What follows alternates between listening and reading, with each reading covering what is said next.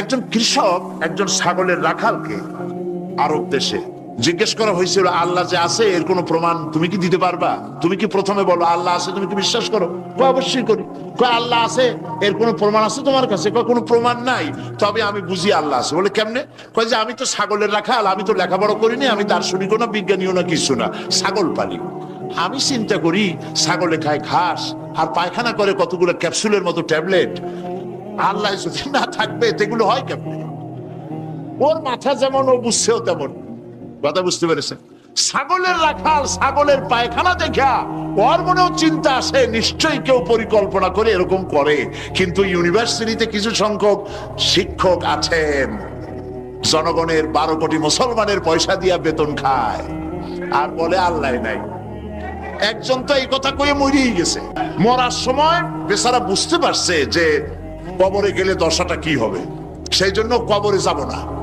বলে দিল আমার দাফন করবে না, কাফন দিবা না, জানাজা দিবা না, এমনি নিয়া ফেলাইতো। তারপরে কি বলে মেডিকেল কলেজে দিয়ে দিও, ছেলেরা আমাকে অপারেশন করিয়া কাটাছেড়া করিয়া অপারেশন শিখবে। তার ওসিয়ত অনুযায়ী কাজ হয়েছে। এত বড় বুদ্ধিজীবী, তো তার ওসিয়ত তো শোনাই লাগে। ওর কাফনও হয় নাই, দাফনও হয় নাই, গোসলও হয় নাই, কপালে নাই, কি হবে? তারপরে থুইছে বার্ডেমের মধ্যে। কিছুদিন পর তাকে পাঠানো হয়েছে মেডিকেল কলেজে। মেডিকেল কলেজের ছাত্ররা যখন শুনলো যে ওই লোকটার লাশ আসতেছে, ওরা দাঁড়ায় বলছে আল্লাহর রাস্তে মাপ চাই, এই হুজুর এখানে আনবেন না। উনি বেঁচে থাকতে আল্লাহর অস্বীকার করছে। এখন ওনারে কাইটা যদি আমরা অপারেশন শিখি, তাহলে যে রুগীরে ধরবো যাও বাঁচবে ওইটা মরবে, কাজী এটার ফিরাও। এরপরে নিয়া কোনো জায়গায় নিল না, আবার নিয়া বার্ডেমের ডিপ ফ্রিজের মধ্যে রেখে দিছে। আমার এখন চিন্তা হয়েছে যে এই লাশটারে যদি এখন রাস্তায় ফেলায় দেয়, কুত্তাও খাবে না। কারণ আমার দেশের কুত্তা, আমার দেশের কুকুরেরা এতটা অভদ্র না যে কুকুরে এত পুরানা বাসি লাশ খাওয়ার মতো আমাদের কুকুর এত বেয়াদব হয় নাই, এতটা অসভ্য হয়ে পারে না। কাজী আল্লাহর সাথে যারা নাফরমানি করে, আল্লাহ এরকম দেখান, তবে এগুলি বুঝবে কারা? বুঝবে কারা? আল্লাহ রাব্বুল আলামিন বলেন ওয়াতিলকাল আমসালু নাদরিবুহা লিন্নাস ওয়া মা ইয়াকিলুহা ইল্লাল আলিমুন। অসংখ্য দৃষ্টান্ত এই পৃথিবীর বুকে ছড়ায় রেখেছি। এসব দৃষ্টান্ত থেকে উপদেশ গ্রহণ করতে পারবে তারা যাদেরকে আমি রব্বুল আলামিন জ্ঞান দান করেছি, যাদের জ্ঞান দিয়েছি। ওরা তো জ্ঞান পায় নাই, ওরা পাইছে বুদ্ধি। ওরা কি পেয়েছে? বুদ্ধি। আল্লাহ কোরআন শরীফে কোথাও বলেন নাই যে তোমরা আমার কাছে দোয়া করো আল্লাহ আমার বুদ্ধি বাড়ায় দাও। আছে না এরকমের কথা? আল্লাহ কি বাড়াইতে বলছেন? আল্লাহ রাব্বুল আলামিন বান্দাদেরকে শিখায়েছেন, বান্দার আমার কাছে দোয়া কর, রব্বি জিদনি ইলমা। পড়েন সবাই, রব্বি জিদনি ইলমা। আয় আমার রব, আয় আমার স্রষ্টা, তুমি আমার ইলমকে, আমার জ্ঞানকে বৃদ্ধি করে দাও। বলেন সুবহানাল্লাহ। সুতরাং আল্লাহ রাব্বুল আলামিন সম্পর্কে সামান্য লেখাপড়া যারা করে, ওরা আল্লাহরে বুঝবে কি করে? তবে আল্লাহ কোনো অ্যাকশন নেন না। পিঁপড়া সে যদি হাতিরে দেখে একটা ঠ্যাং উঁচু করে বলে, এই হাতি কত বড় একটা দেহ, এরকম যদি একটা বেসকি দেয়, তাহলে হাতি কি পিঁপড়ারে তাড়িয়ে আসে নাকি? আরে তোমার মতো ছাগল পাগল কইলো যে আল্লাহ নাই, তাতে আল্লাহর কিছু আসে যায়? ছাগল পাগল কুকুর ভেড়া এগুলোর কোনো দাম নাই আল্লাহর কাছে, এগুলোর কোনো মূল্য নাই। আল্লাহ পাক বলেছেন যারা আল্লাহরে অস্বীকার করে, যারা কাফের, তারা জানোয়ারের চাইতে নিকৃষ্ট। তারা হচ্ছে পৃথিবীর সমস্ত সৃষ্টি জগতের মধ্যে নিকৃষ্ট হচ্ছে তারা, যারা কাফের, যারা আল্লাহকে অস্বীকার করেছে। দেখুন কোরআন শরীফে আল্লাহ পাক এক জায়গায় বলেছেন, আমি মানুষ এবং জিনেদের মধ্যে এক শ্রেণীর মানুষ আর জিনকে তৈরি করেছি জাহান্নামের জন্য। জাহান্নামের জন্য তারা তৈরি হয়েছে। কারা? লাহুম কুলুবুন লা ইয়াফকাহুনা বিহা, যাদেরকে অন্তঃকরণ দিয়েছি, এই অন্তঃকরণ দিয়ে সব বুঝলো, এই বিবেক দিয়ে সব বুঝলো, কিন্তু আমারে বুঝলো না, আমার সৃষ্টি বুঝলো না। ওয়ালাহুম আয়ুনুন লা ইউবসিরুনা বিহা, তাদের চোখ দিছি, কিন্তু চোখ দিয়ে সব দেখলো, আমার সৃষ্টি দেখে আমাকে চিনলো না। তাদের কান দিলাম, এ কান দিয়া সব শুনলো, কিন্তু মজলুম দুর্বলের ফরিয়াদ তাদের কানের মধ্যে ঢুকলো না। উলাইকা কাল আনআম, আল্লাহ পাক বলেন এগুলি হলো চতুষ্পদ। কি কোন আপনারা বলেন কি? জানোয়ার। কে বলতেছেন? আপনারা কি রাগ করতেছেন নাকি? আর রাগ করলে হবেটা কি? সৃষ্টি যিনি করেছেন, এই পদবাচ্যে বিশেষিত বিবেচিত করেছেন সেই আল্লাহ। আল্লাহ পাকই বলছেন বিবেক দিলাম, আমাকে চিনলে না, চোখ দিলাম, আমার সৃষ্টি দেখে আমাকে উপলব্ধি করলে না, হেদায়েত পেলে না, কান দিলাম, হক শুনলে না, উলাইকা কাল আনআম, মালিক চেনো নাই, কাজী তুমি হচ্ছ চতুষ্পদ জানোয়ারের মতো। এ পর্যন্ত বললে না হয় হতো, কিন্তু আল্লাহ আর একটু আগায় গেলেন। আল্লাহ পাক সামনে গিয়ে বললেন বাল হোক আদাল, জানোয়ারের চাইতে নিকৃষ্ট। কোরআন, কোরআন হচ্ছে বিশ্ববাসীর জন্য আল্লাহ পাকের পক্ষ থেকে সর্বশেষ হেদায়েতের কিতাব। এবং এই কোরআন পৃথিবীতে শুধু মুসলমানদের জন্য কোরআন আসেনি, কোরআন এসেছে সমগ্র মানব গোষ্ঠীর হেদায়েতের জন্য। কি বলেন? কোরআন কি শুধু মুসলমানদের? কোরআন সম্পর্কে আল্লাহ পাক বলেছেন হুদাল লিন্নাস, হাদা বায়ানুল লিন্নাস। এটা গোটা বিশ্বের সমগ্র মানব গোষ্ঠীর জন্য আল্লাহ পাক কোরআন নাজিল করেছেন। কি জন্যে নাজিল করার কারণ হচ্ছে মানব গোষ্ঠী সহ সমস্ত সৃষ্টির স্রষ্টাকে, বলুন সবাই, সৃষ্টি মধ্যে শ্রেষ্ঠ সৃষ্টিকে মানুষ, সেই মানব গোষ্ঠী যেন আল্লাহ থেকে বিচ্ছিন্ন হয়ে না যায়। তারা কিভাবে পথ চলবে, কেমনে তারা এই দুনিয়ায় চলবে, কিভাবে আল্লাহকে পাবে, সেই জন্য আল্লাহ পাক যুগে যুগে পেগম্বর পাঠিয়েছেন, অসংখ্য নবীদেরকে পাঠিয়েছেন, এবং তাদের মাধ্যমে জাতিকে, বিশ্ববাসীকে আল্লাহর দিকে আকৃষ্ট করার জন্য আল্লাহ পাক কিতাব নাজিল করেছেন।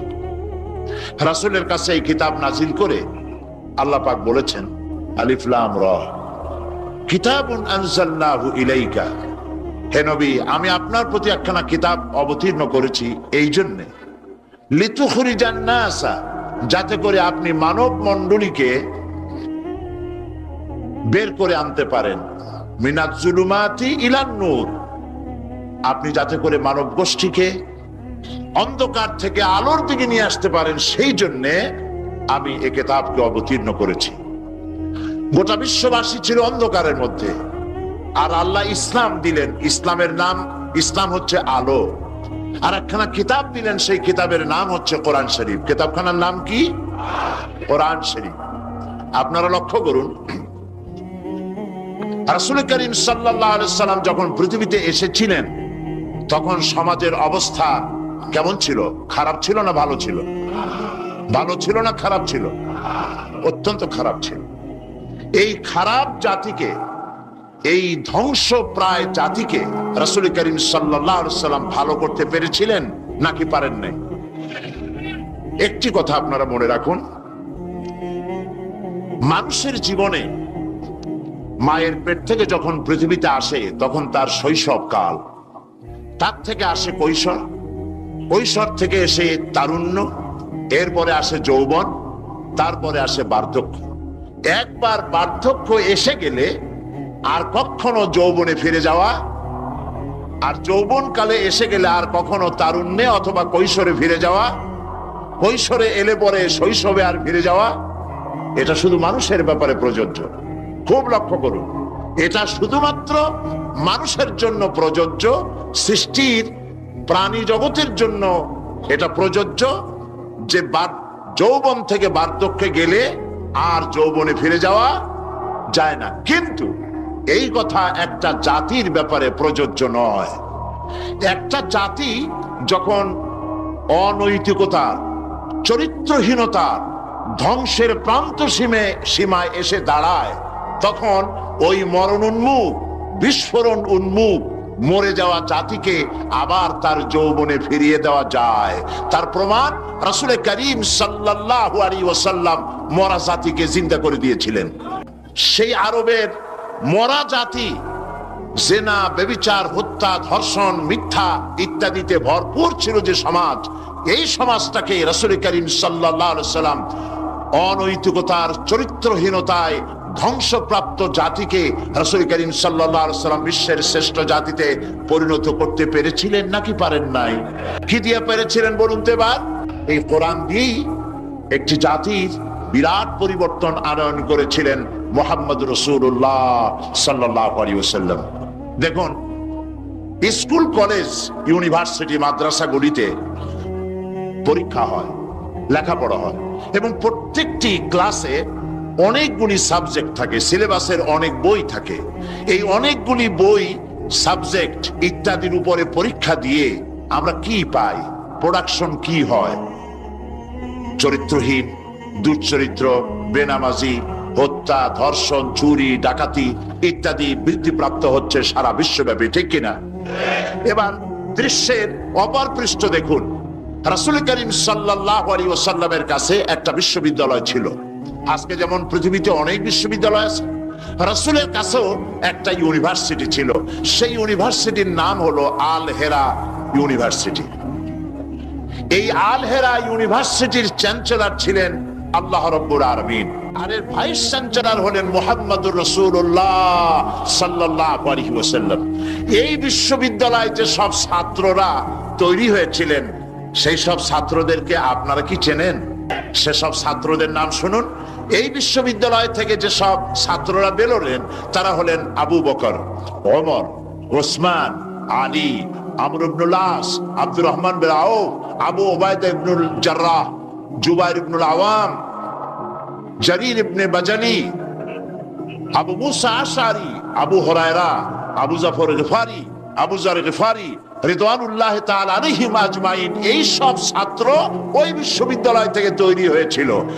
আজ যদি পৃথিবীর সমস্ত বিশ্ববিদ্যালয় একত্রিত হয়ে প্রচেষ্টা চালায়, হযরত ওমরের মতো একজন মানুষ বানাতে পারবে কি?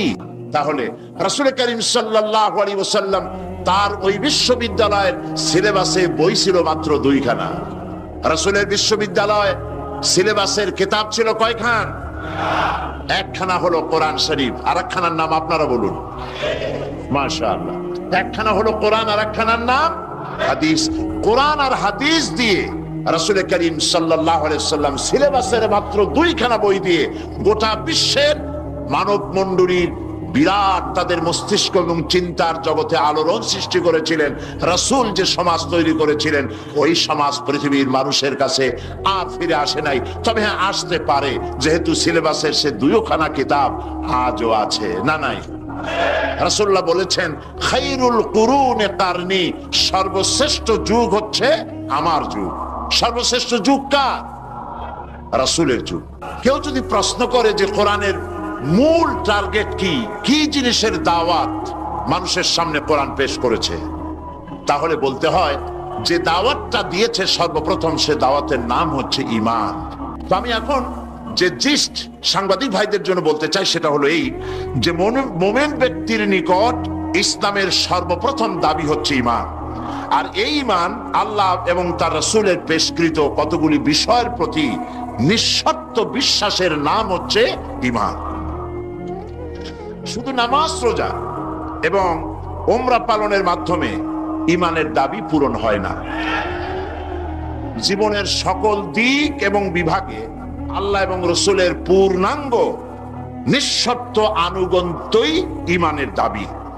এর বিপরীত আচরণের নাম মুনাফিকি বা কুফরি। আমাদের দেশে দুর্ভাগ্যজনকভাবে, অত্যন্ত দুর্ভাগ্যজনকভাবে রাষ্ট্রীয় পৃষ্ঠপোষকতাই ঈমানের বিপরীত কার্যক্রম শুরু হয়েছে। যেমন আগুনকে সম্মান প্রদর্শন করা, ভাস্কর্যের নামে যত্রতত্র মূর্তি নির্মাণ করা, মানুষের প্রতিকৃতি ছবি স্থাপন এবং তাতে মাল্যদান করে মাথা নিচু করে সম্মান প্রদর্শন করা, কপালে তিলক পরা, হিন্দুয়ানি কায়দায় বর্ষবরণ করা, বসন্ত মেলা, পৌষ মেলা, ভালোবাসা দিবসের নামে বেহায়াপনা, মঙ্গল প্রদীপ জ্বালানো ইত্যাদি বাঙালি সংস্কৃতির নামে যা কিছুই করা হচ্ছে তার অধিকাংশই দ্বীন এবং ঈমানের সাথে আদৌ সঙ্গতিপূর্ণ নয়। আমরা লক্ষ্য করেছি দেশে যেটা হচ্ছে সেটা হচ্ছে হজ এবং উমরার নামে আমাদের নেতৃবৃন্দ এবং সরকারের উচ্চ পর্যায়ের ব্যক্তিবর্গ হজ এবং উমরার নামে মক্কা মদিনা গমন করেন, কিন্তু দাদা বাবুদেরকে খুশি করার জন্য গয়া, কাশী বা শান্তিনিকেতন থেকে সংস্কৃতি আমদানি করেন। এটা আর যাই হোক, এর নাম মুসলমানই নয়, এর নাম হচ্ছে সুস্পষ্ট মুনাফিকি। এখন অবস্থা দৃষ্টে যা আমরা দেখতে পাচ্ছি তা হলো এই, ধর্মনিরপেক্ষতার নামে ইসলামের ইতিহাস, ঐতিহ্য, সংস্কৃতি চিরতরে মুছে ফেলার জন্য মারাত্মক ষড়যন্ত্র চলছে। আরেকটি বিষয় হলো দেশে জনগণের নিকট তাওহীদের ধারণা স্পষ্ট না থাকার কারণে শিরক আর বেদাত মারাত্মক আকার ধারণ করেছে। সওয়াবের নিয়তেই লোকেরা অজ্ঞতাবশত শিরক করছে, পীর পূজা, মাজার পূজা, আস্তানা পূজা করে মানুষ তাদের ঈমান নষ্ট করছে। অন্যদিকে সাধারণ মানুষের অজ্ঞতার সুযোগ নিয়ে স্বার্থান্বেষী মতলববাজ কিছু লোক নিজেদেরকে অলি সম্রাট, সুফি সম্রাট, হুসনাক সম্রাট ইত্যাদি দাবি করে ইসলামের বিকৃত ব্যাখ্যা দিয়ে জনগণকে বিভ্রান্ত করছে। তাসাউফের মতো মহান এবং পবিত্র বিষয়টিকে ব্যবসার হাতিয়ার বানিয়ে ওরস শরীফ, গোসল শরীফ, নরস শরীফ, খসরস শরীফ এর নামে কুল্লু শরীফ করে মুসলমানদেরকে বিভ্রান্ত করছে। এমত অবস্থায় প্রত্যেক মুসলমান নরনারীকে ইসলামের সর্বপ্রধান এবং সর্বপ্রথম দাবি ঈমানকে কোরআন এবং হাদিসের আলোকে বুঝে নিতে হবে এবং এর দাবি পঙ্খু রূপে মুসলমানদের মেনে চলতে হবে। এই হলো আজকের বক্তৃতার সারাংশ আমি সাংবাদিক ভাইদের জন্য তুলে ধরলাম। কোরআনে কারীমের মূল দাওয়াত হচ্ছে ঈমান। সেই কথাটি কোরআনে কারীম থেকে আল্লাহ পাক বলছেন। আমরা চাই পৃথিবীতে শান্তি চাই আর আখিরাতে মুক্তি চাই। কয়টা জিনিস চাই আমরা? দুটি জিনিস। একটা চাই পৃথিবীতে শান্তি আর আখিরাতে মুক্তি। এই তিনটি জিনিস আমরা দাবি করি বা চাই। এখন এই শান্তি, দুনিয়ার শান্তি এবং আখিরাতের মুক্তি কিভাবে হবে সেজন্য আল্লাহ পাক বলছেন, ইয়া আইয়ুহাল্লাযীনা আমানু হাল আদুল্লুকুম আলা তিজারাতিন তুনজিকুম মিন আযাবিন আলীম تؤمنون بالله ورسوله وتجاهدون في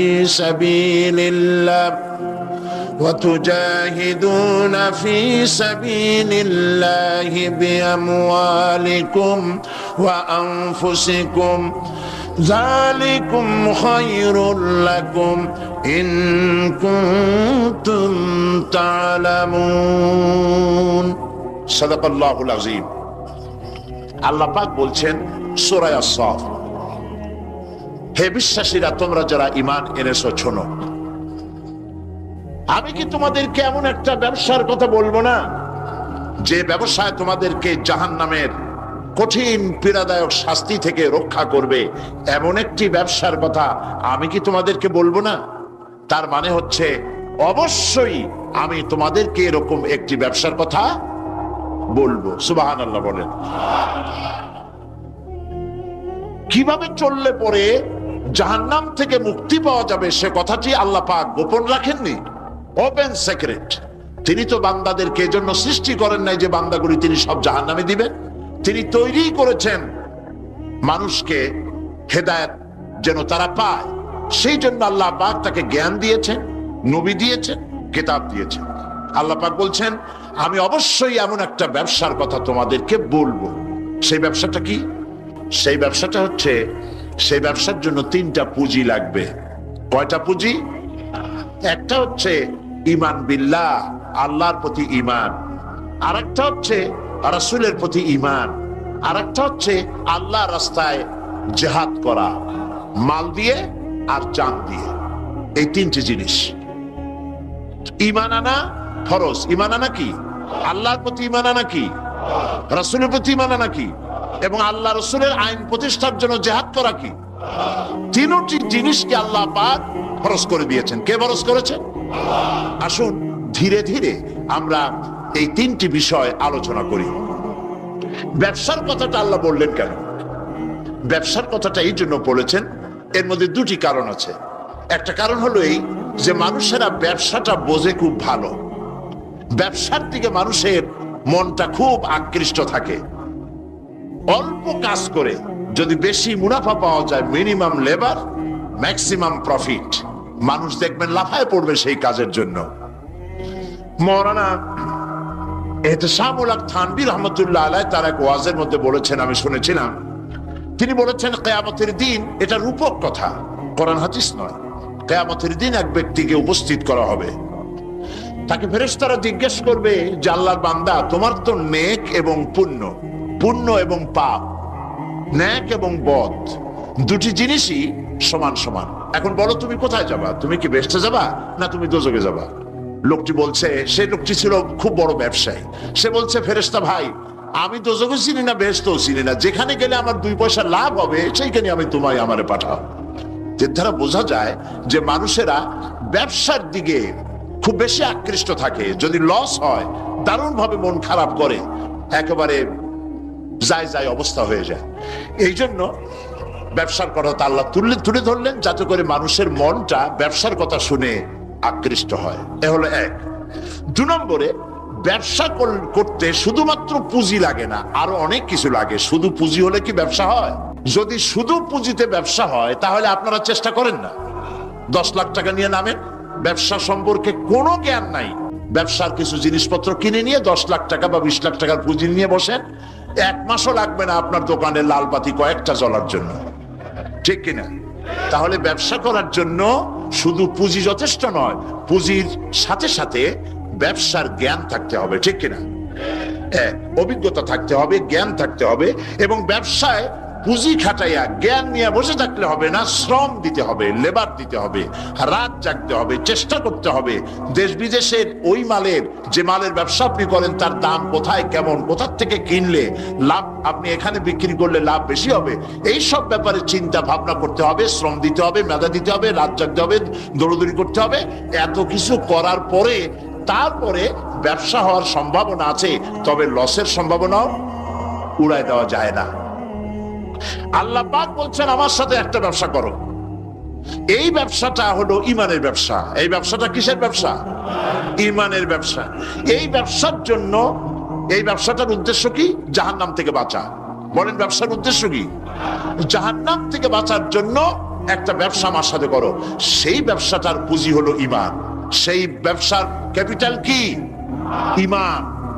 সেই ঈমান লাগাইয়া বসে থাকলে হবে না, শুধু পড়লে হবে না লা ইলাহা ইল্লাল্লাহু মুহাম্মাদুর রাসূলুল্লাহ। জোরে পড়েন লা ইলাহা ইল্লাল্লাহ, লা ইলাহা ইল্লাল্লাহ, লা ইলাহা। অল্প দিবা। লা ইলাহা ইল্লাল্লাহু মুহাম্মাদুর রাসূলুল্লাহ। এই কলেমার পুঁজি খাটাইয়া বসে থাকলে হবে না, ঈমানের জন্য পুঁজি খাটাতে হবে। পুঁজি হলো জাহান্নাম থেকে বাঁচার জন্য, পুঁজি হলো ঈমান। সেই ঈমান খাটাইয়া কলেমা পড়ে বসে থাকলে হবে না, শ্রম দিতে হবে, চিন্তা করতে হবে, রাত জাগতে হবে। যার উপরে ঈমান এনেছেন তার উপরে ঈমান আনার কারণে যদি অত্যাচার আসে সহ্য করতে হবে, বরদাস্ত করতে হবে। এরকম নয় ঈমান এনেছি এই কথা বলবেন, আহাসিবান নাসু আইয়ুতরাকু আইয়াকুলু আমান্না ওয়া হুম লা ইফতানুন। আল্লাহ রাব্বুল আলামিন বলেছেন, লোকেরা কি একথা ভেবেছে ঈমান এনেছি এই কথা বলার সঙ্গে সঙ্গে বিনা পরীক্ষায় আমি তাদেরকে জান্নাত দেব, এটা কি মনে করেছে, মনে করে নিয়েছে নাকি? ওয়াহুম লা ইফতানুন, তাদেরকে পরীক্ষা করা হবে না? অবশ্যই পরীক্ষা করা হবে। শুধু ঈমান এনেছে এই পুঁজি খাটালে হবে না, পরীক্ষা দিতে হবে, কষ্ট করতে হবে, মার খাইতে হবে, জেলে যেতে হবে, পরিশ্রম করতে হবে। এই ময়দানই হচ্ছে উত্তপ্ত ময়দান। এই ময়দান কি ময়দান? এটা কুসুমাস্তীর্ণ নয়, এটা কণ্টকাকীর্ণ ময়দান। সুতরাং আল্লাহ পাক বলছেন পরীক্ষা দিতে হবে। এই ঈমান আনলে পরে ঈমানের পুঁজি খাটাইয়া, তুমি যেমন ব্যবসার পুঁজি দিয়া চুপ করে বসে থাকলে যেমন ব্যবসা হয় না, এখানেও ব্যবসা হবে না কলেমা পড়িয়া। শুধু কলেমা পড়তে হবে, বিশ্বাস করতে হবে, এটার জন্য কাজ করতে হবে এবং কালেমা ভিত্তিক শাসন প্রতিষ্ঠার জন্য আন্দোলন করতে হবে, ময়দানে থাকতে হবে। আর এই কাজগুলি করলে পরে তখন আল্লাহ রাব্বুল আলামিন রাজি হবেন, খুশি হবেন, এর পূর্বে নয়। তবে দুনিয়ার ব্যবসা করতে গেলে সেই ব্যবসায় লাভও আছে, নোকসানও আছে।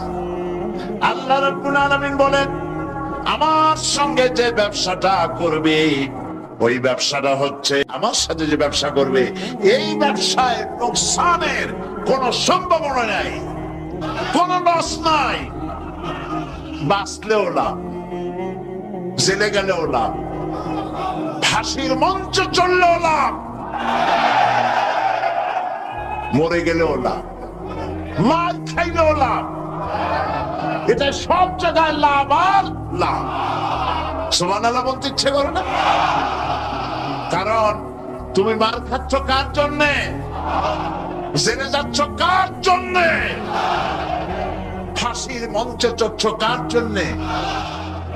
সুতরাং তোমার তো কোনো দুঃখ থাকার কথা নয়, তোমার তো কোনো চিন্তা থাকার কথা নয়। আমাকে তো আমার আল্লাহ শিখেই দিছেন কি, কুল ইন্না সালাতি ওয়া নুসুকি ওয়া মাহইয়ায়া ওয়া মামাতি লিল্লাহি রাব্বিল আলামিন। পড়েন আমার সাথে। আল্লাহ পাক বলেন, বলো নিশ্চয়ই আমার নামাজ, আমার কুরবানি, আমার হায়াত, আমার মওত সবকিছু আল্লাহ রাব্বুল আলামিনের জন্য। কার জন্য? তাহলে মুমিনের কি কোনো দুঃখ থাকার কথা, কোনো কষ্ট থাকার কথা? নিশ্চয়ই নয়। মুমিন সর্বাবস্থায় আল্লাহর উপরে রাজি থাকবে, খাইরিহি ওয়া শাররিহি মিনাল্লাহি তাআলা। আমার উপরে যদি কোনো বিপদ আসে অথবা আমার যদি কোনো সুখ আসে, সবকিছু কার পক্ষ থেকে? হয়রান হওয়ার, পেরেশান হওয়ার কোনো কারণ নাই। আমার জন্য যা হয় তার মধ্যে কল্যাণ আছে। আমি বুঝি না কল্যাণটা কত দূরে, তবে কল্যাণ হবেই হবে ইনশাআল্লাহ। আল্লাহ পাক বলছেন, শোনো, আল্লাহর উপরে ঈমান আনতে হবে। তুমিনুনা বিল্লাহ। আমরা কি জাহান্নাম থেকে বাঁচতে চাই? তাহলে আল্লাহ পাক বলছেন আমার উপর ঈমান আনো। এখন আল্লাহর উপর ঈমান আনার জন্য 4টি শর্ত আছে। কয়টি শর্ত? মুখস্থ করেন। আল্লাহর উপর ঈমান আনার জন্য 4টি শর্ত। 1 নম্বরের শর্ত হচ্ছে আল্লাহ পাক আছেন, এটা বিশ্বাস করতে হবে। অনেক মুমিনও অনেক সময় প্রশ্ন করে বসে বিপদ দেখে, আল্লাহ কি আছে?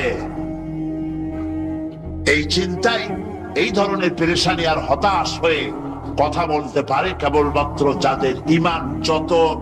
যাদের ঈমান যত দুর্বল, বিপদে তারা তত বেশি হতাশ হয়। আর ঈমান যত সবল, সে জানে যে আল্লাহ পাকের ফয়সালার অতিরিক্ত কিচ্ছু হবে না। যা হবে সবটাই আমার আল্লাহর ফয়সালা। কার ফয়সালা? সুতরাং আল্লাহ পাকের উপরে ঈমানটা আনতে হলে 4টি শর্ত লাগবে। একটা হচ্ছে আল্লাহর উপরে ঈমান এনেছে, এই কথাটা বললেই হবে না। ঈমান এনেছি চারটি শর্ত লাগবে। প্রথম হচ্ছে আল্লাহ আছেন, এটা স্বীকার করতে হবে, বিশ্বাস করতে হবে। 2 নম্বরে আল্লাহর গুণাবলী সহ আল্লাহকে বিশ্বাস করতে হবে। 3 নম্বরে আল্লাহর ক্ষমতাটাকে স্বীকার এবং বিশ্বাস করতে হবে। 4 নম্বরে আল্লাহ পাকের আদেশ এবং নিষেধ এর উপরে বিশ্বাস করতে হবে। আসলে একটা একটা করে আলোচনা করি।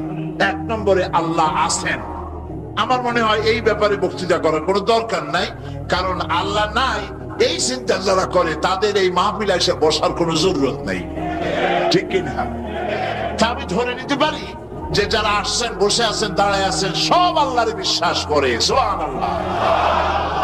আল্লাহ ছিলেন, আছেন, থাকবেন। যারা বিশ্বাস করে না এগুলো পোড়া কপাল, ঠিক কিনা? এই পোড়া কপাল নেই।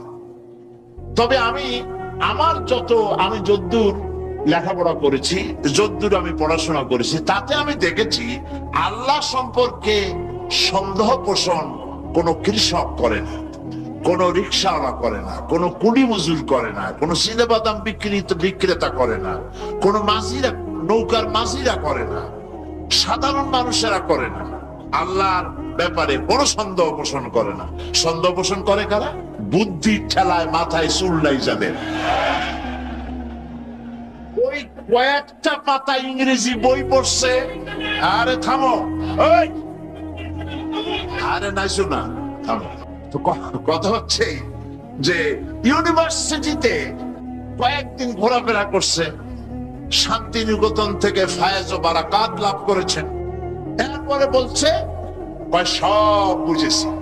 লোকেরা জিজ্ঞেস করে, বাবাজি কি বুঝেছ? কয়তে দেয়ার ইজ নো গড। ওর বাপের মাথা বুঝছে।